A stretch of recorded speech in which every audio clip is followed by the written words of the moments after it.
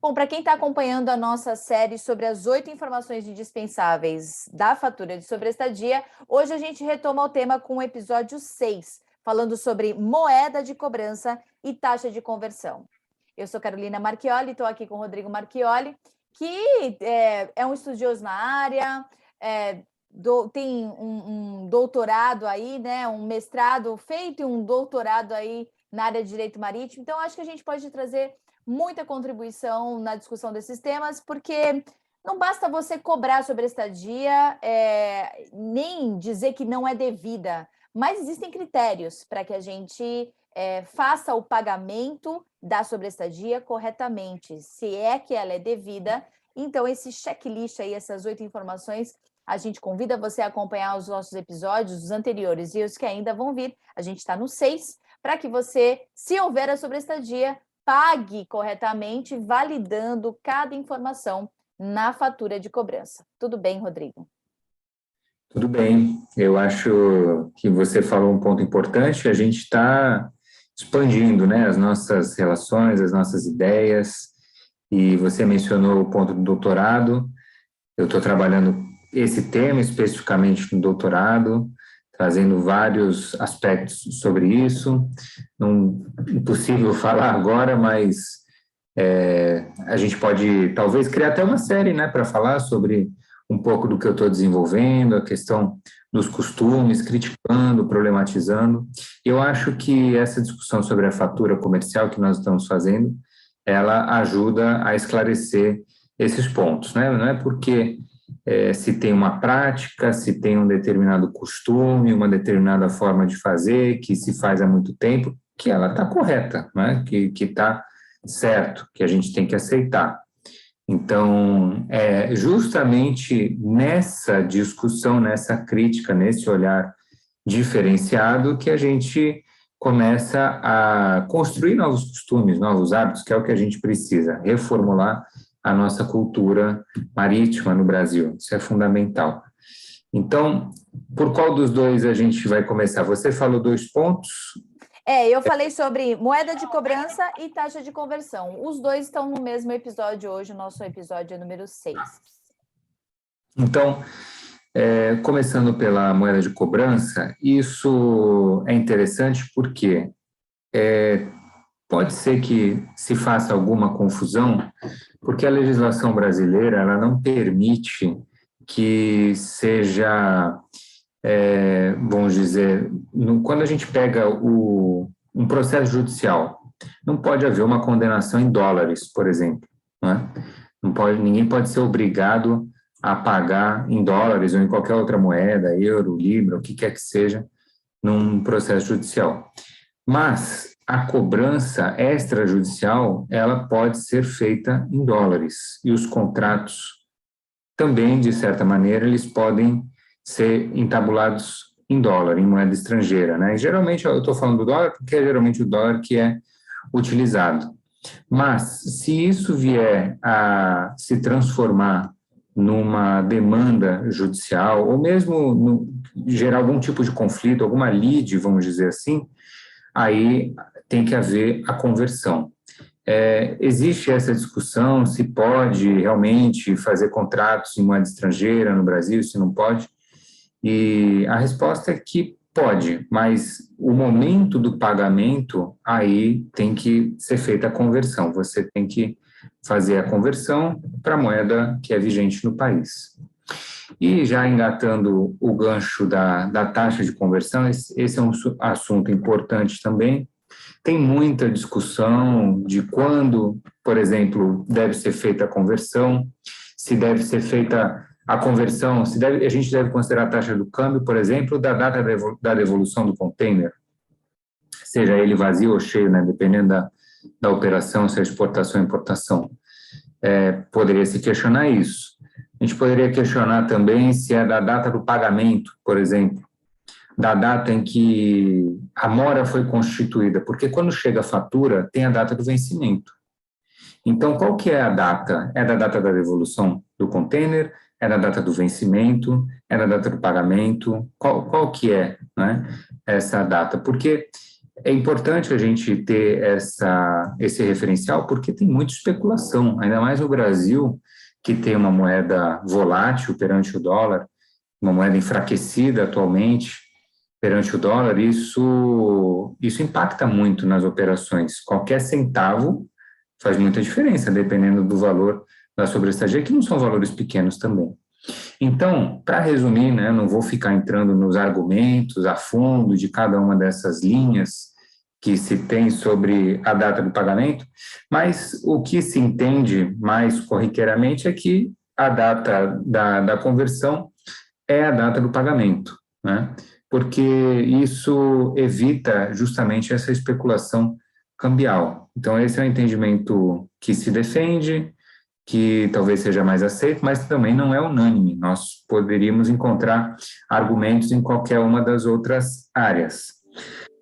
Ponto, também para não me estender muito, mas que é importante a gente falar, que é o referencial dessa conversão. A gente tem um referencial que é do Banco Central, que é a taxa PETAX. E essa taxa PETAX, ela representa a média dos principais dealers do Brasil. E o Banco Central faz a média e apresenta isso ao mercado. Qualquer um que tiver interesse pode abrir o site do Banco Central e fazer a conversão e ver quanto que dá o seu crédito ou o seu débito. Mas a grande discussão não é nem a questão da utilização da taxa PETAX ou não, mas é o limite desse spread. Ou seja, podem os armadores fazer spread na taxa de câmbio? Será que isso não é uma exclusividade dos bancos, de instituições financeiras? Será que não tem uma limitação legal para isso? Qual que é o razoável em relação a esse spread?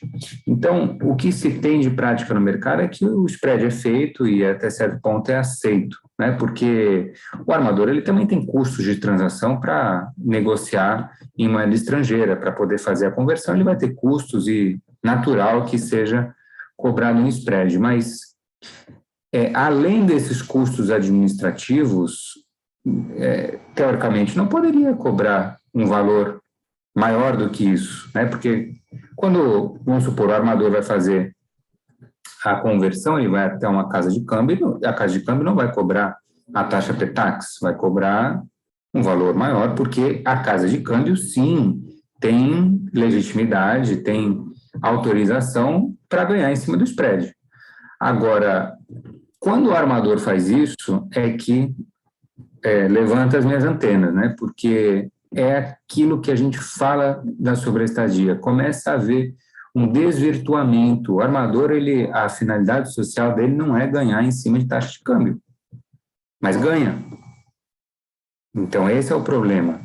Agora, é claro que os armadores também, eles não devem se submeter a essas casas de câmbio que nós, no varejo, nos submetemos, né? Com certeza devem ter contratos de hedge, fundos de hedge por trás, uma série de coisas garantindo preços congelados da taxa das moedas que são trabalhadas. Eles não se submetem, talvez nem talvez eles tenham uma taxa de conversão, inclusive, menor do que a taxa PETAX de hoje, justamente porque eles devem ter contratos gigantescos com instituições financeiras, né, financiadas por esses fundos de hedge que congelam a conversão e conseguem, com isso, trabalhar.